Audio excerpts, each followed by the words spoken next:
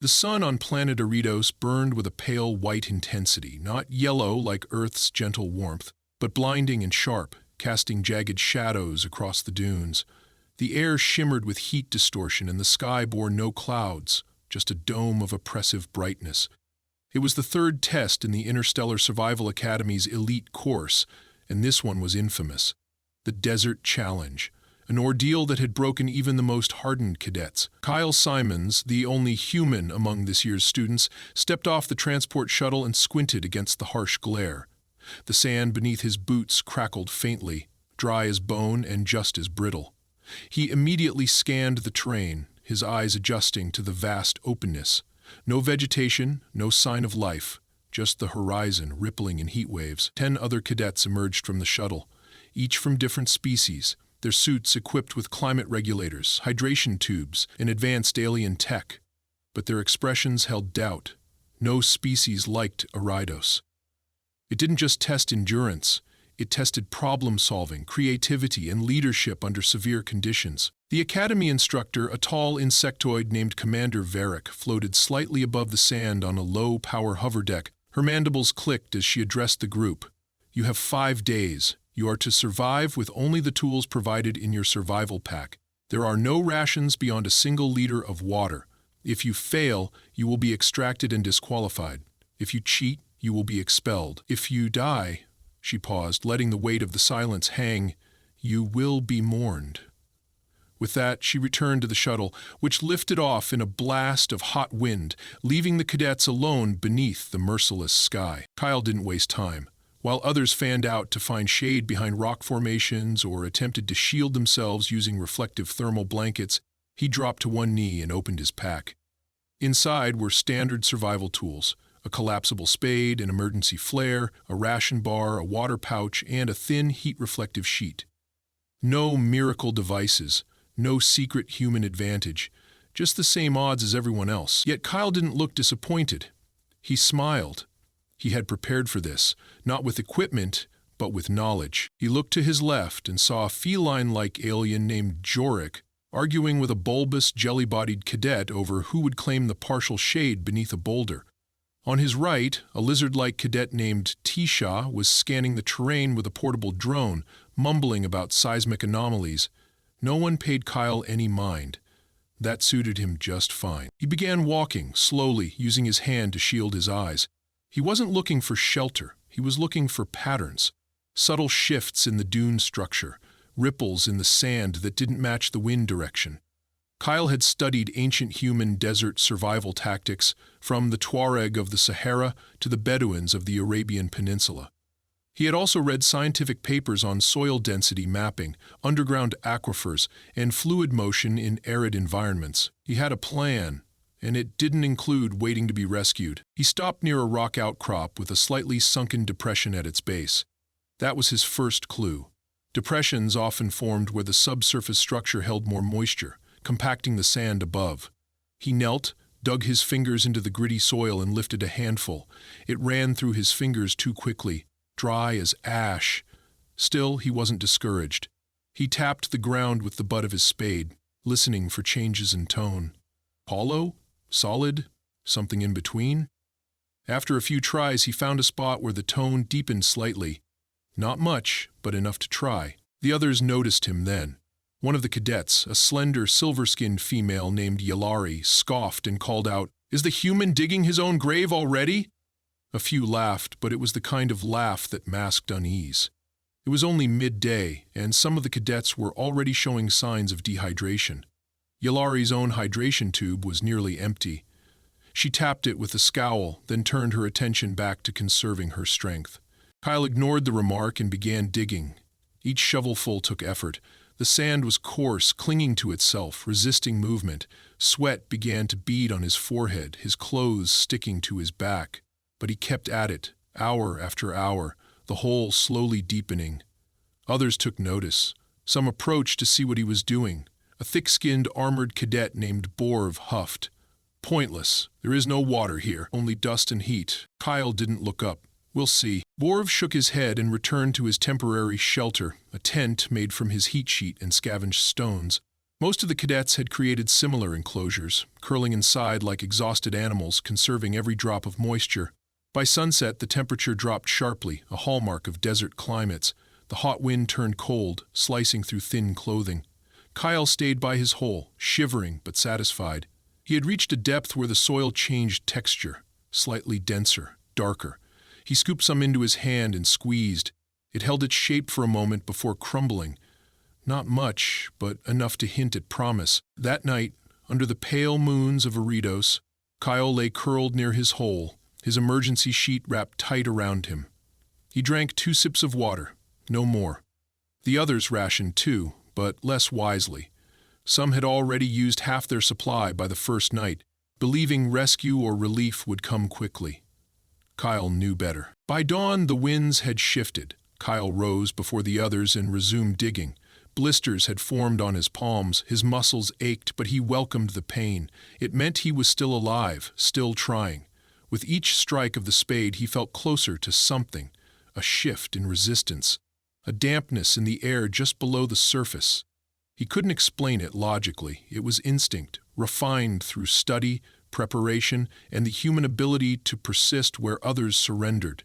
Late that morning on the second day, a faint glimmer of moisture appeared on the edge of his hole. Not a trickle, not a stream, just the smallest glisten of damp sand. But to Kyle it was the beginning of everything. He smiled again, wiped his brow with a shaking hand, and said quietly, "Almost there." Yalari, watching from her makeshift shade, narrowed her eyes. She didn't understand how a species like his, primitive by some galactic standards, could be doing what she had considered impossible. Her own training had emphasized adaptability, strategy, and dominance. Yet here she was, dry-mouthed and weak, while the human kept digging. Kyle didn't notice her gaze. He was too focused on the task. He worked into the afternoon, his hands now covered in grime and bruises. The moisture in the sand grew more visible, and for the first time he felt a coolness beneath his fingertips.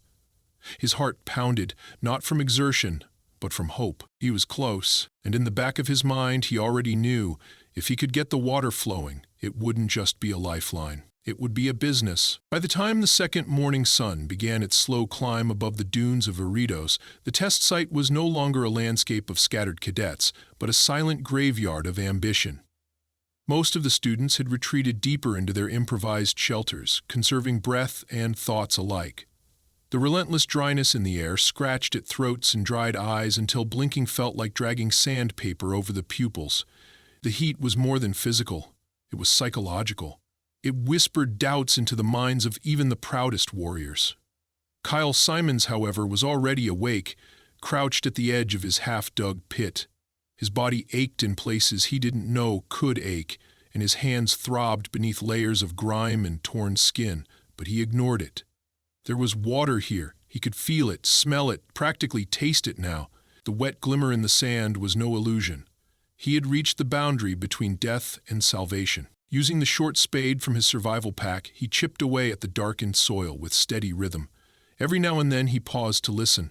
The way the sand shifted now, the resistance of each stroke, it was different. As the sun's first rays spilled over the horizon, Kyle struck a denser layer and leaned in. A slow, cool breath of moisture-laden air wafted up from the earth. He grinned. Then he struck again. Harder this time. The ground caved slightly and a thin trickle of water seeped out, collecting in a shallow grove. It wasn't much, barely enough to fill a cupped hand, but it was proof. Proof of what he had believed since the first moment his boots touched Eridos. He didn't shout. He didn't wave for attention. That would come later.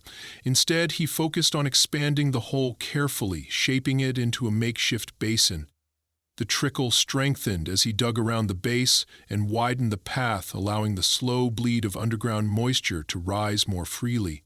By mid-morning, a pool the size of a dinner plate had formed. Not pristine, not cold, but undeniably water. He took a long look at it, then reached for his heat sheet. Tearing a strip from the edge, he used it to begin fashioning a rudimentary filtration funnel, stuffing layers of clean sand and fragments of porous rock between the folds. It wasn't perfect, but it would make the water drinkable enough to avoid illness, if only just. He drank the first handful alone. It tasted like mud and survival. He didn't savor it. He simply swallowed and felt his pulse steady. Then he sat back on his heels and waited. Not for rest, not for relief, but for the others to realize what had happened. By noon, the alien cadets were staggering. Borv, whose armored skin once glistened with oily confidence, now moved like a statue cracking under heat. His hydration tube had long since run dry, and his thick tongue hung slightly from his mouth as he approached Kyle's position. His footsteps were heavy, deliberate, and his voice came out raspy. "Is that real?" Kyle didn't look up right away. He dipped another strip of fabric into the pool and let it soak before wringing it into a scavenged container from his pack. Only then did he meet Borv's gaze. "It's real. But it's not free." Borv blinked slowly, either from confusion or heat stroke. "What do you want?" Kyle stood, brushing the sand off his knees. "You have a shelter, a solid one, better than what I've seen. Reinforced corners, decent airflow. I need shade while I work. You get half a liter if you dismantle part of it and rebuild it here." The armored cadet hesitated. Borv was no fool. He understood that without water, the shelter wouldn't matter in 2 more hours. With a grunt, he turned and began walking back toward his camp. Within an hour, the whispers had spread. Yulari came next, her face pale and drawn, her movements weak but still proud. She didn't speak immediately, just stood at the edge of the pit and stared into the rippling water. When Kyle offered her a soaked strip of fabric, she didn't take it. "I won't barter," she said quietly. "You'll die," Kyle responded. She narrowed her eyes. "I can last." Kyle turned his back to her and crouched again by the basin. "Suit yourself." By sunset, the basin had doubled in size. Borv had returned and followed Kyle's instructions precisely, raising a slanted canopy over the hole using his shelter fabric and reflective supports. The temperature around the water dropped slightly, helping reduce evaporation. In exchange, Borv drank from a crude cup fashioned out of hardened resin and remained stationed nearby, silent but alert. He had accepted his place without argument. That surprised Kyle. The next to approach was a smaller cadet from a gas-dwelling species named Revki. Her body shimmered with natural insulation, but that advantage had begun to fail her. Her limbs moved sluggishly, and her eyes twitched as if she could barely focus. She didn't speak at all. Instead, she dropped a glowing beacon from her survival pack onto the sand, a signal device meant for emergencies. It could be disassembled and its energy repurposed for lighting, heating, or cooking. Kyle nodded at her offer and gestured toward the filtered side of the pool. Revki collapsed beside it and drank in silence. By the end of the second day, Kyle had received 8 such exchanges. Each cadet who approached came with an offering: tools, materials, labor, or protection. And in return, Kyle offered water and a position within his growing circle. He didn't think of it as a team. It was a business, a system of incentives, a necessity disguised as commerce. The last cadet to approach that evening was Yulari. Her pride had cracked, and her skin was now blistered beneath her elegant uniform. She stood silently at the edge of the circle, watching the others sit in shade, sipping filtered water and passing instructions as they improved the basin's structure. Kyle didn't look up, didn't speak. He waited. After a minute, she knelt and placed a small, translucent cube on the ground. Thermal foam, for insulation. Kyle nodded. "We'll use it to line the inner walls, keep the water cool at night." He picked up a container, filled it halfway, and handed it to her. Yulari accepted it without a word, drank deeply, and sat under the makeshift canopy next to Revki. The wind shifted then, bringing cooler air and the faint scent of minerals rising from the deeper soil. Kyle looked out across the dunes, toward the place where the shuttle had vanished 2 days ago. The Academy would be watching. This wasn't just a test of survival anymore. It had become a case study in leadership, innovation, and human adaptability. He crouched beside the basin again and began planning the next phase. The basin needed to be expanded further and segmented into 2 pools, one for filtration, one for collection. With the right tools, he could also start storing excess water in buried containers, reducing exposure and preserving supply. He glanced around at the others. None of them were talking now. They didn't need to. Their actions had spoken loud enough. The desert had not changed, but everything else had. The third morning brought a different kind of heat, heavier, more stagnant, as if the planet itself was reluctant to breathe. The sky was clearer than before, not a single wisp of cloud or distant glimmer to break the suffocating blue. Kyle Simons woke before the others, his eyes adjusting quickly to the sharp dawn. The basin was holding, but just barely. The fabric canopy Borv had assembled flapped loosely at one corner, threatening to collapse under the minor wind gusts that had begun drifting in during the night.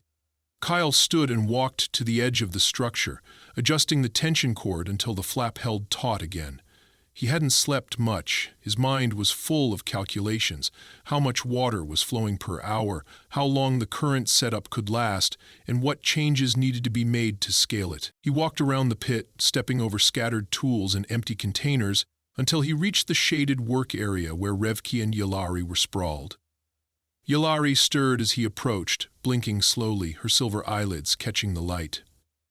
"We need more containers," Kyle said quietly, "and deeper walls." She sat up without speaking, already reaching for the repurposed resin bucket.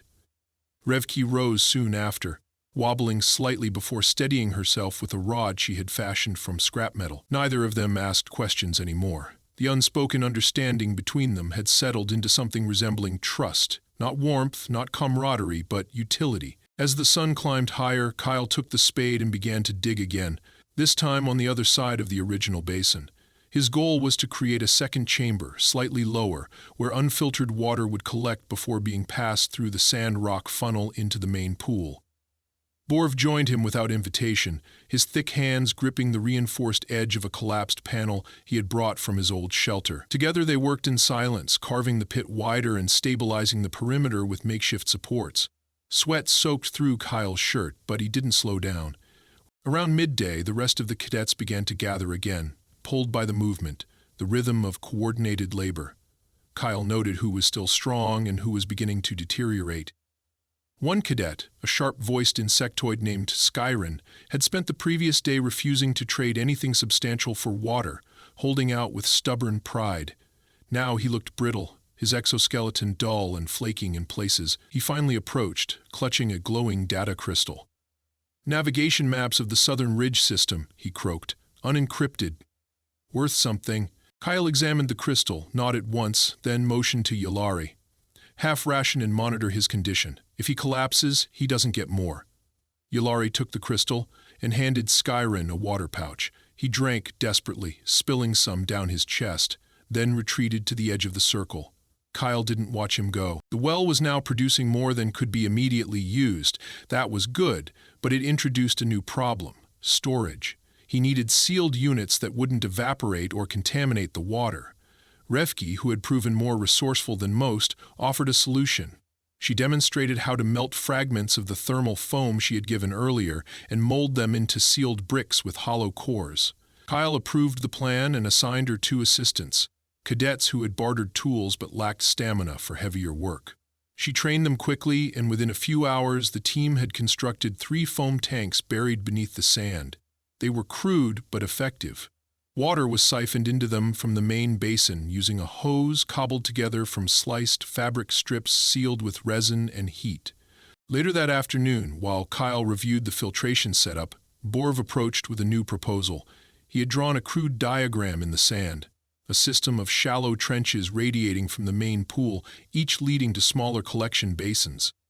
The idea was simple: increase surface area without compromising depth, and store additional water in case of sudden overflow.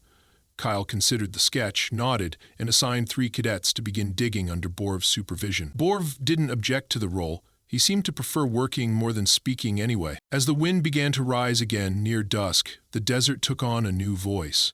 It whispered through the fabric canopies and rustled across the surface of the water. Kyle sat beneath a half-finished awning, scribbling numbers into the dirt with his finger. The water output had increased. The filtration was stable. The exchange rate for goods had been standardized. 1 labor hour equaled 1 hydration unit. 1 useful item equaled 2. It was a business model that worked because it was simple. There were no favors, no exceptions. Even he drank by the same rules. When his shift ended, he took his portion, no more, no less. Yalari approached as the second sun dipped below the far dunes. Her movements were more fluid now, her posture straighter. She had regained some strength. She crouched beside Kyle and placed a flat panel between them. "Solar converter," she said. Low capacity, but it could charge a heat lamp or process basic tools. Kyle studied it. "I'll trade you a double ration if you can get it working by morning." She raised an eyebrow. "Even if I can't, it's still worth more than 1 unit, he smirked.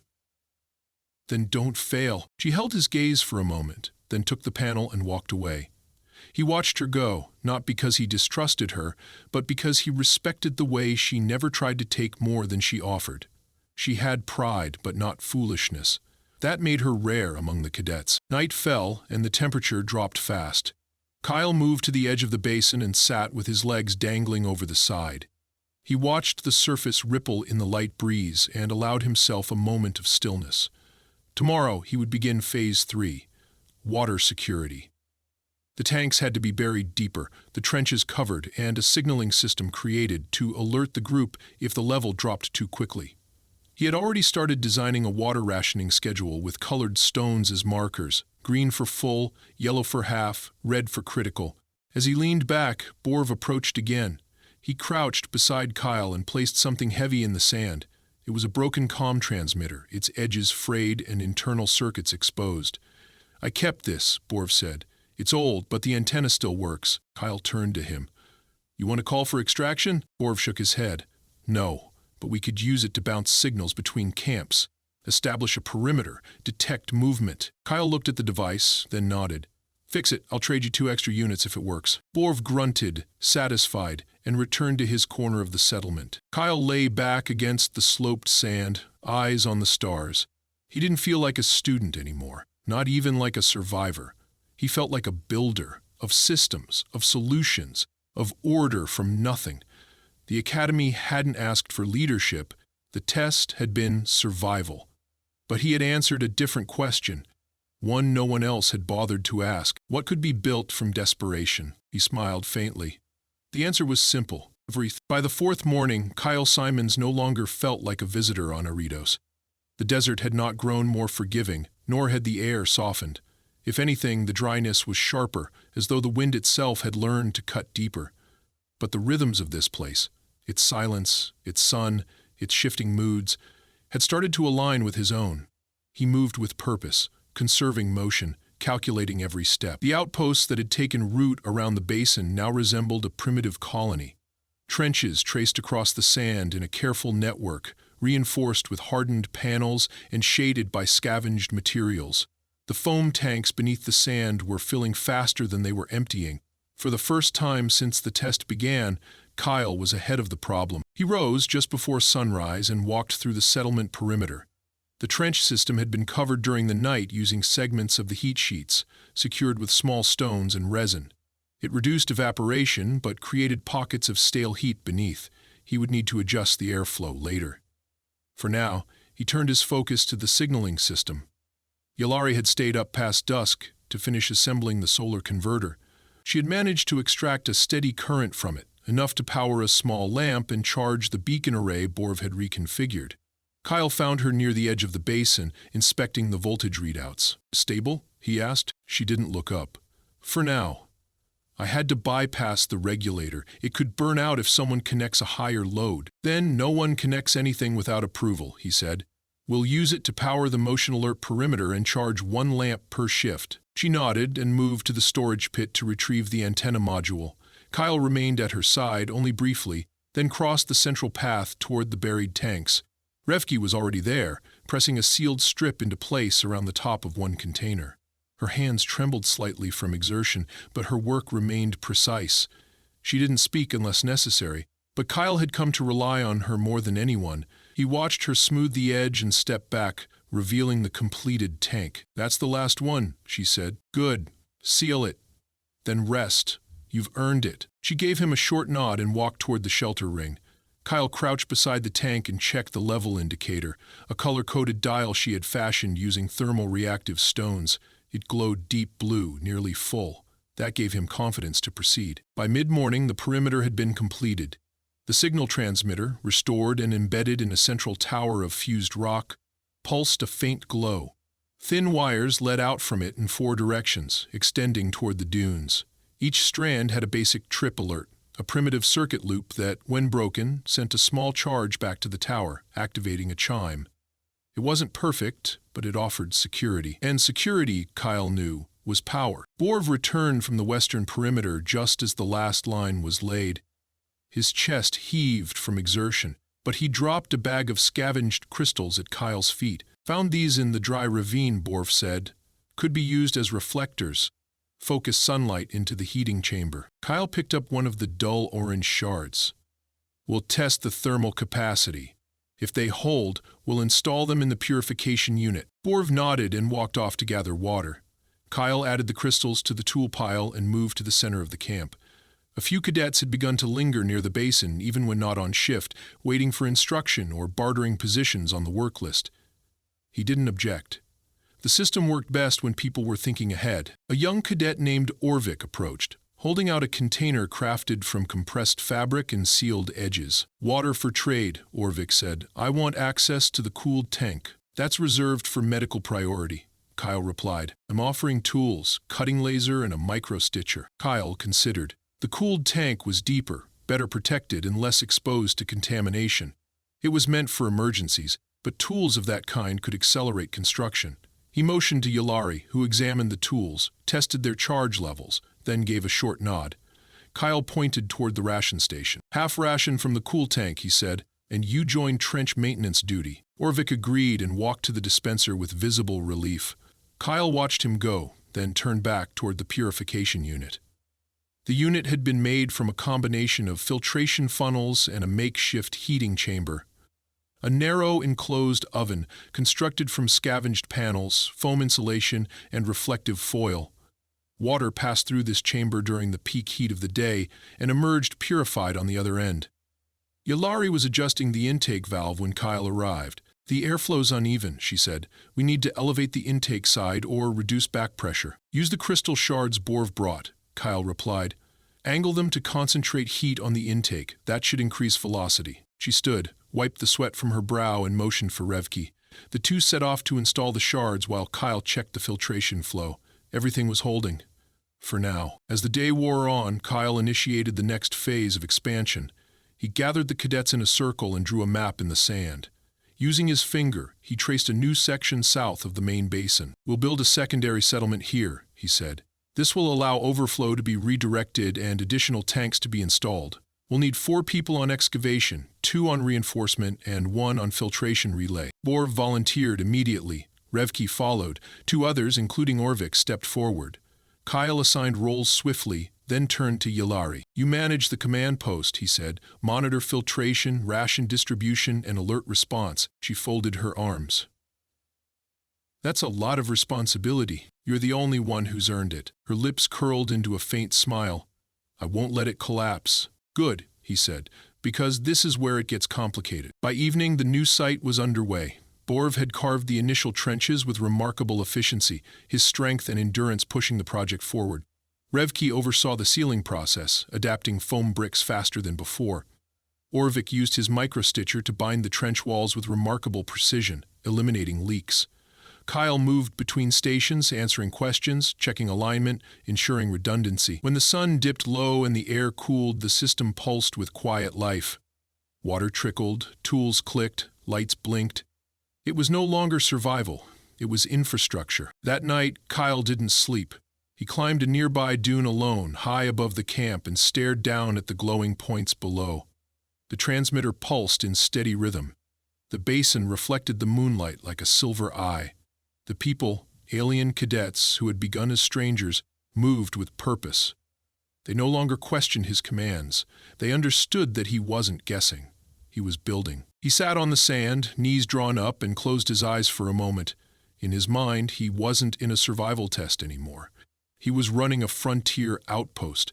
Everything he had learned, read, tested, it had come to this. And he wasn't just enduring, he was winning. The 5th day began without warning. No dramatic sunrise or shifting winds, just a dull press of heat and silence that settled over the desert like a waiting breath.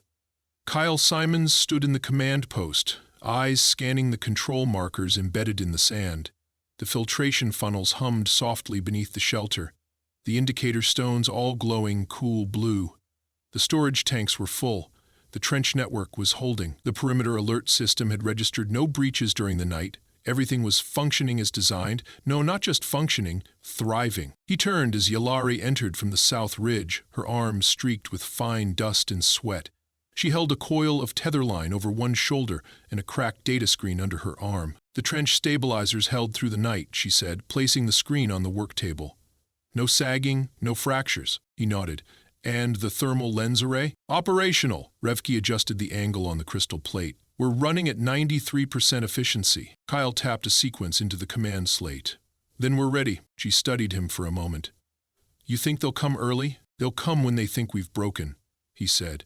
That was always the point of this test, pushing cadets until something cracks. But there's nothing left to crack. She tilted her head, her voice quieter. And what if we're not the ones being tested anymore? Kyle didn't answer. Instead, he stepped out into the open, letting the morning heat wrap around him like armor. The camp was already stirring. Borv and Orvik were inspecting the pump seal on the eastern basin, while Revki restocked the purification filters with layered sand packets. No one waited for instructions now. They understood the system. The flow of labor, the rotation of rations, the priorities of structure and security, it all functioned without needing him to speak. He walked to the central basin and crouched at its edge. The water shimmered in the light, clear and still. What had once been a hole scraped from desperate hope was now a reliable source of life, engineered, protected, and shared. He dipped his hand into the water and let the coolness run through his fingers. Then he stood and waited. The shimmer of air to the north gave the first sign. A faint distortion, a blink in the sky, and then the unmistakable glint of descending metal.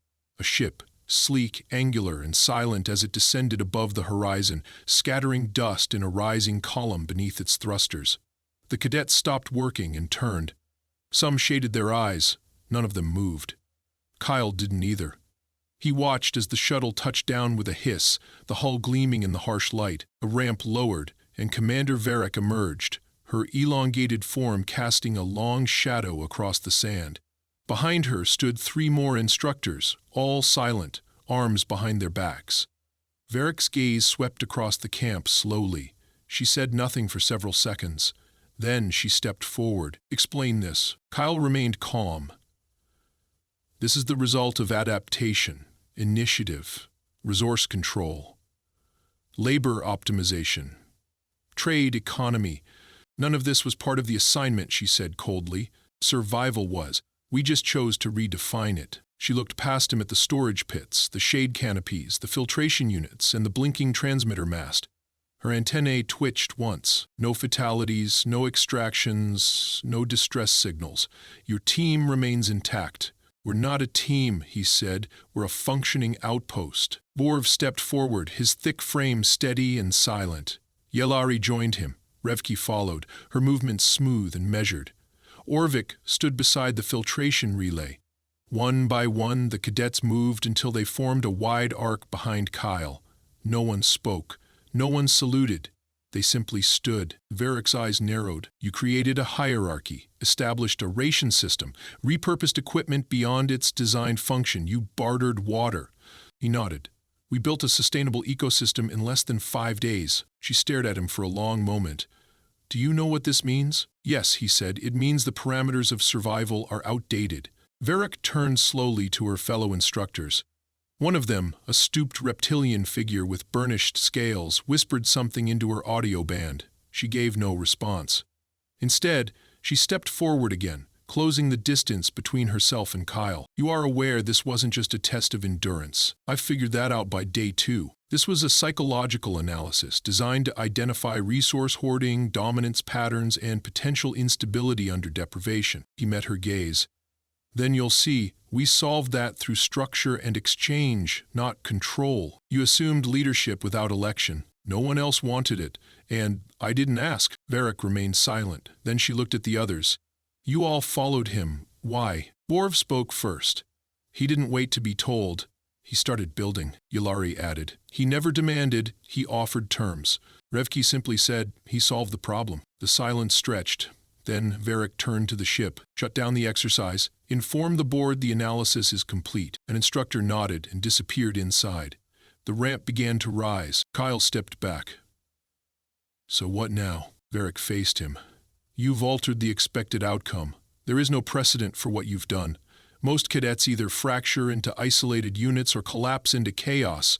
You did neither. He remained still. So we pass? She shook her head. You don't pass. You redefine the criteria. We'll revise the training model around this. Future cadets will be given this simulation with the expectation that order is possible. He raised an eyebrow. That's not what I wanted. No, she said, but it's what you caused. The shuttle doors opened again, this time revealing a small delegation of observers. High-ranking officials in sharp uniforms, their expressions unreadable. One of them, a human male with graying hair and a lean build, stepped down the ramp and approached. "You're Kyle Simons," the man said. "We've been watching the footage." Kyle didn't reply. "You've done something remarkable. This wasn't just survival, it was civil engineering, crisis leadership, diplomacy under scarcity. We need that kind of thinking on frontier stations." Kyle folded his arms. "Is this a recruitment pitch?" "It's an offer," the man said. "Full command training, a development assignment on one of the outer colonies. No tests, no exams, just purpose." Kyle looked at the cadets behind him. Borv, silent but resolute. Yalari, proud and focused. Revki, sharp and unshakable. Orvik, still watching the filtration tank. He had brought them this far, but they had made the choice to follow. That mattered more than results. It meant something had worked. He turned back to the man. "I'll think about it. Don't think too long. The desert might feel like victory, but real command is elsewhere." Kyle nodded once, then turned and walked back to the basin. The water still glimmered, clear and undisturbed. He crouched, cupped a handful and drank. It tasted different now. Not just clean. It tasted final.